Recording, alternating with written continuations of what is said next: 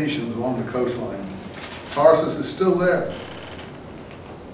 But look, the land of the Kittim. In the scrolls, the Kittim are a big deal. They're the enemies. And here it's taken to be, I think, Cyprus. But it's normally sea raiders from the Mediterranean or Western people coming by sea. I think it originally meant Crete, because Crete, Kittim, all the sea peoples were probably called Kittim, Cretans, Kittim. Anyway, in line 8, the Phoenicians are traders and merchants, great ones of the world, so he knows that much. Sidon, line 12, is another of the great cities of the Phoenicians, still exists today in Lebanon. Take ships for the Kittim. Look at the land of the Kittim. Very big in the Dead Sea Scrolls. Tyre will be forgotten, line 15, for 70 years, whatever that. More about whoring and prostitution, playing the whore from line 17, which we have in Hosea. Okay, let's see what we got here. I'm trying to get up to the good part of this, 24. Everything is a mess still. Everything is in ruins. Lamentation, no wine, everybody's starving, line 11. Rubble in the cities.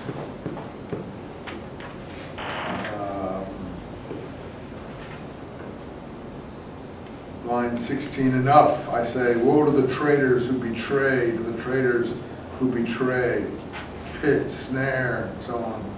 Anyway, anger at the people who are collaborators and not standing up properly.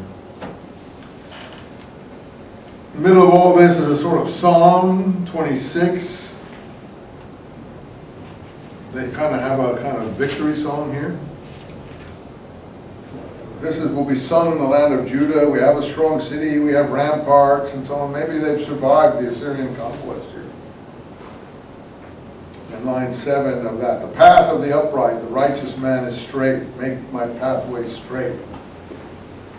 Which is the John the Baptist material that comes in Isaiah 40.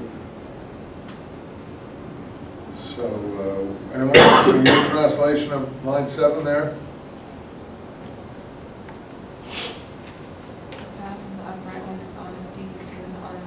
Yeah, I don't like the word honest. I don't think they use that. So straight is better, upright is better.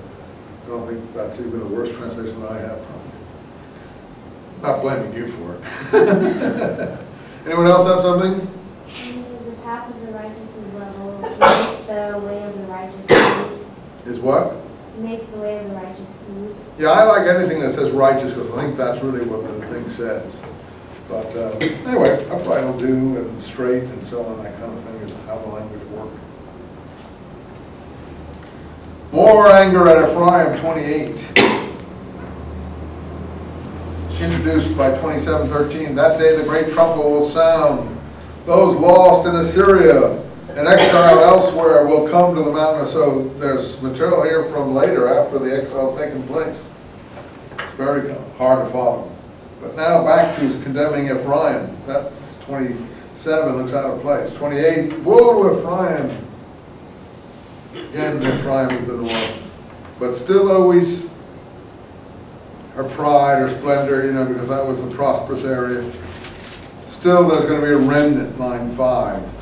For the remnant of his people, justice and so on, judgment.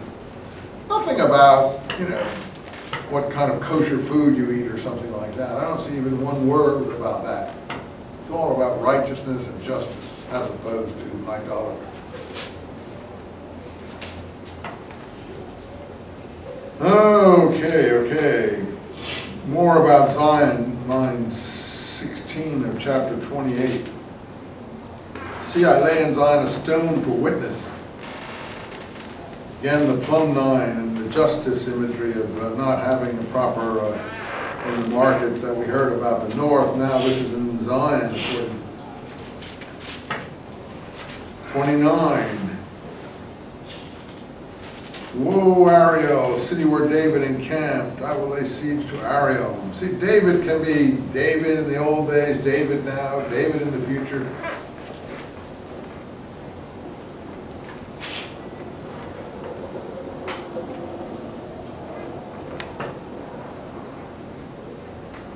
embassy to Egypt, chapter 30. They carry out plans that are not mine, political commentary. They have left for Egypt without consulting me. You're supposed to go and consult the oracle, I suppose, or the prophet. Looking for Pharaoh's protection will be shame on you. You can't go and ask those people to protect you. So to the seers, line 10, we say, see no visions, do not prophesy. Again, the antagonism to visions, prophecies that are untrue. More, though, in 19 about returning. You people of Zion, you will live in Jerusalem and weep no more. So there are good prophecies and bad prophecies. More against those who go down, line 31, to Egypt to seek help there when they shouldn't, build their hopes. They didn't consult Yahweh. They didn't look to the Holy One. They didn't come to the prophet. And so they will throw their silver idols and gold, which you made with your hands, line 7. And Syria will fall by the sword, that is no mere man. That passage is in the war scroll from Qumran. They've taken that as a messianic passage, that the leader of the heavenly host is not merely a man, more than a man, like Jesus in the New Testament. It's in the war scroll and the Dead Sea Scrolls. So they did the same thing as the New Testament do. They call and they pick the stuff they want. But I don't think that they take an interpretation that is against what the general text line is. They just try to apply it to their own time in the same vein. So on. More about justice, 32. King ruling with justice, princes with law. But line 15 of chapter 32, once more there'll be poured on us the Spirit. Here's the Holy Spirit baptism, if you want to call it that. Justice, though, will come to live. Integrity, again, justice, integrity, righteousness. Live in peace, safe houses. 33, more of that.